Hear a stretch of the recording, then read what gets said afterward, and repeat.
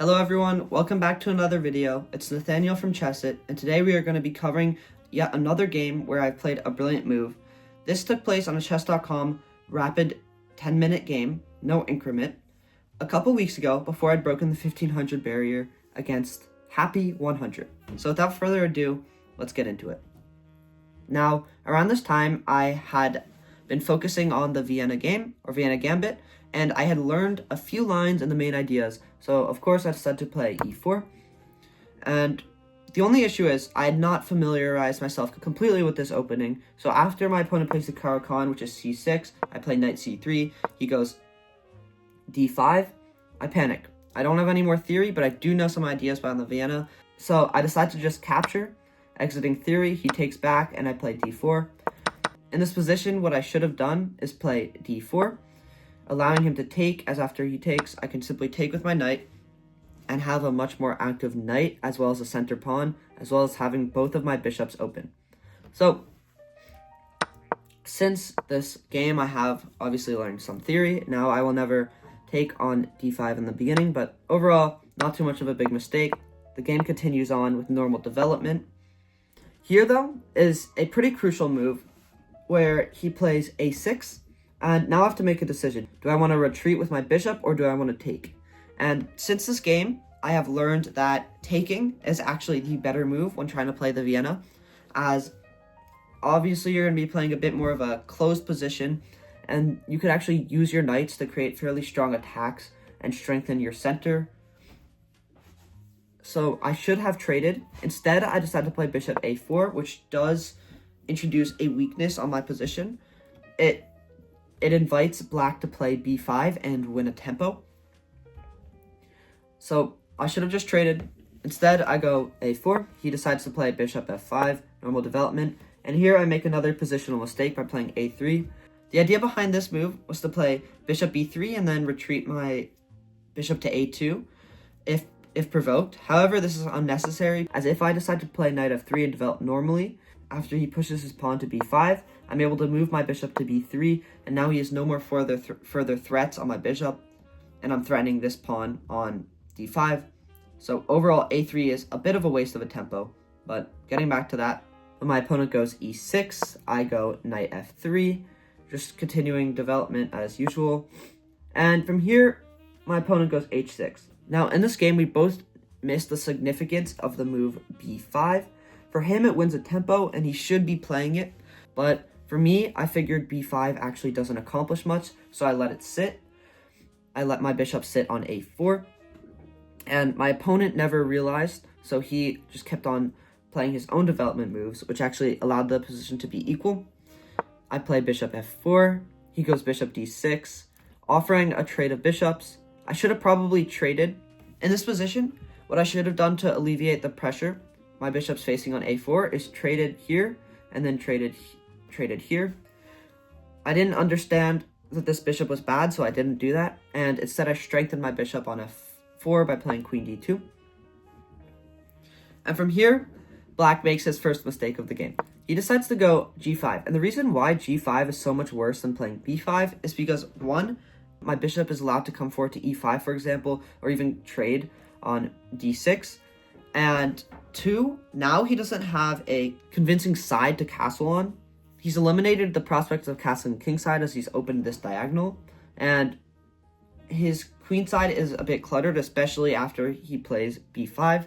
So, yes, overall it's a positional mistake by my opponent. I decide to go bishop e5, targeting his rook on h8.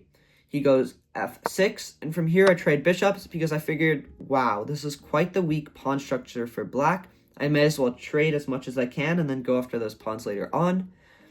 He takes with his queen. I castle kingside because I figured that these pawns and the pieces that he has on this side of the board weren't enough to create an adequate attack on my king if I castled kingside.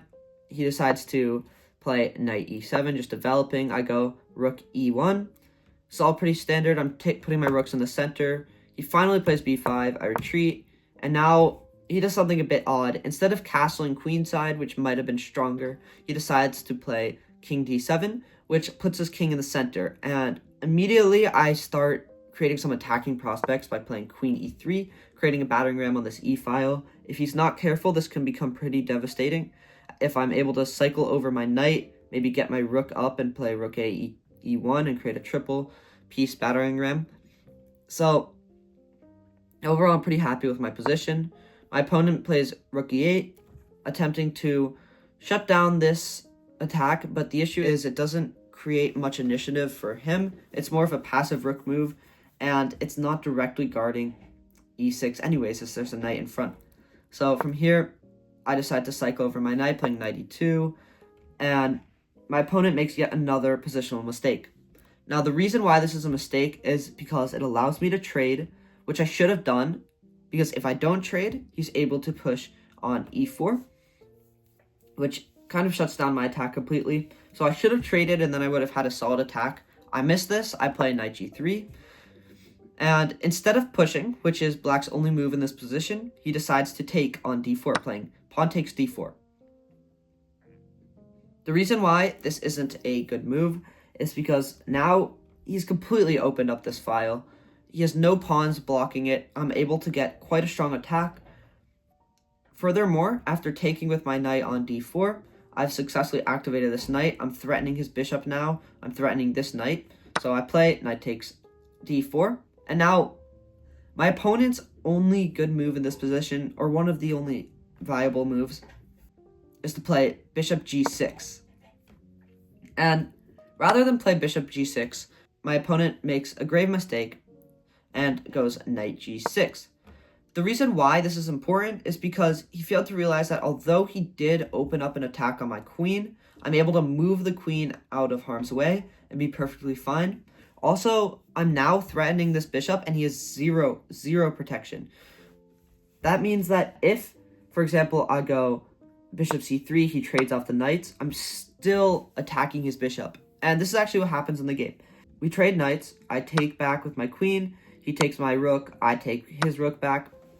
And from here, it's a very convincing position for white. This pawn is probably going to fall. This pawn may fall as well. And once again, I'm threatening his bishop. He's going to have to protect it. I have a rook controlling this whole e-file. The king is stuck in the center. So from here, my opponent, not wanting to lose any material, decides to play knight e7, protecting both the pawn on d5 and the bishop on f5. And this is actually the only move to protect both pieces. However, from here, this allows the brilliant move. Yes, I know, we finally got into it. A rook sacrifice, playing rook takes e7. The reason why this is brilliant is because no matter what black plays, knight takes f5 is coming. If black decides to take our rook, which is what happens in the game, I play knight takes f5, and now I'm forking the queen and the king. Obviously, winning a queen is very nice. And my opponent plays a few more moves. He goes king d7. I take, obviously. He takes, and now I fork the king and the rook, right, with my queen, and it's over. I've won the game. Thank you all for watching today's video. If you enjoyed this analysis, please be sure to like, comment, and subscribe. And before I end off this video, I do want to announce our website is going to be coming out in a few days. And on it, you'll be able to hopefully schedule private tutoring sessions with me, as well as there's going to be a weekly blog or a newsletter in which we'll publish all the latest chess news. And of course, you'll get to learn a little more about us, our organization, and what we aim to do in the future. So really, thank you guys for watching. Peace.